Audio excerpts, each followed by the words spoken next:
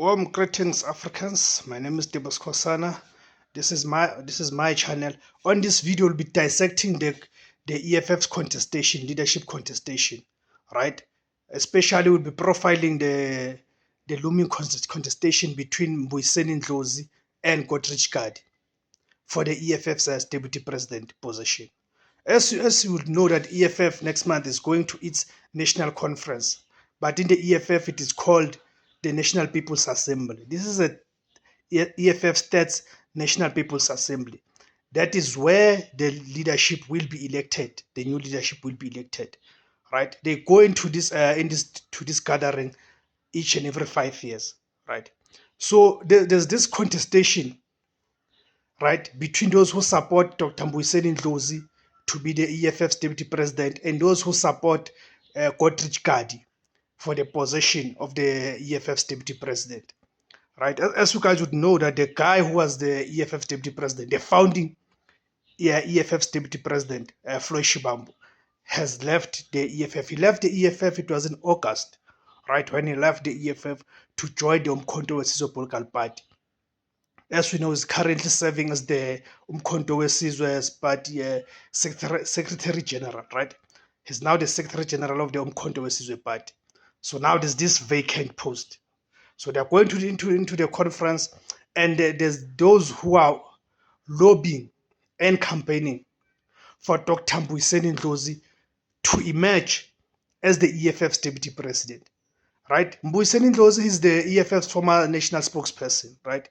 And he's a doctor, has got a PhD in political science, right? So he's up against Godrich Gadi. Godrich Gadi is the former EFF Secretary General, right? In its EFF First National People's Assembly that was held in Bloemfontein, Godrich Gadi was elected Secretary General, right? But of course, in 2019, then he did not come back as the Secretary General. But now he's being touted, and apparently now this slate, which has Godrich Gadi as its deputy president, it is the one that is supported by Julius Malema and those who are close to Julius Malema, right? Meaning Julius Malema prefers Godrich Gadi as his deputy, right? And as we know, Mbuyiseni Ndlozi has suffered a lot of abuse because of the belief that there are those who want him to emerge as the EFF's deputy president. And of course, in terms of popularity and all of that, and not just the popularity, but in terms of articulation, ideological clarity, Mbuyiseni Ndlozi is way ahead of Godrich Gadi, right? But seemingly Julius Malema and those who are close to him, prefers Godrich Gadi as the deputy president. And we need to understand, but why? Why will Julius Malema have a problem with Dr. Mbuyiseni Ndlozi being the deputy president?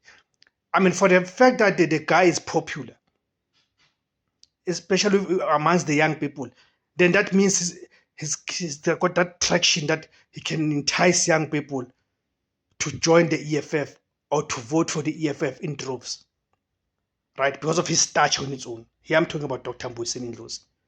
So why would we have a problem with being deputized by someone like who's very eloquent, who's ideologically very clear and all of that, right? Why would Julius Malema prefer Godrich Gadi, who are to be honest, ideologically he's found one thing. And even in terms of articulation, of articulating the EFF policies and standpoints, he's not the best, right?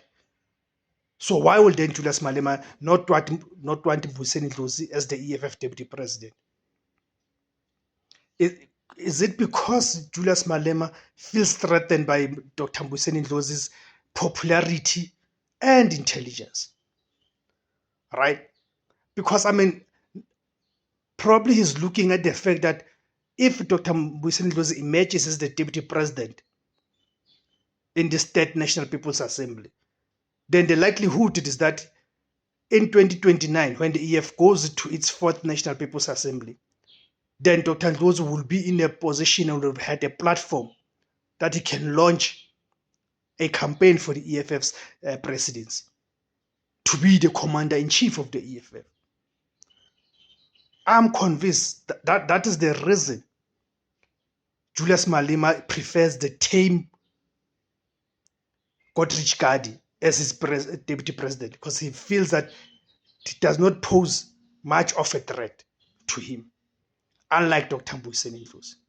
You see. So, but let's see how it develops and how it goes. We'll continue observing it and continue to analyze it as it develops and all of that. Thank you very much, guys, for tuning in. And remember, you are always welcome to comment in the comment section below.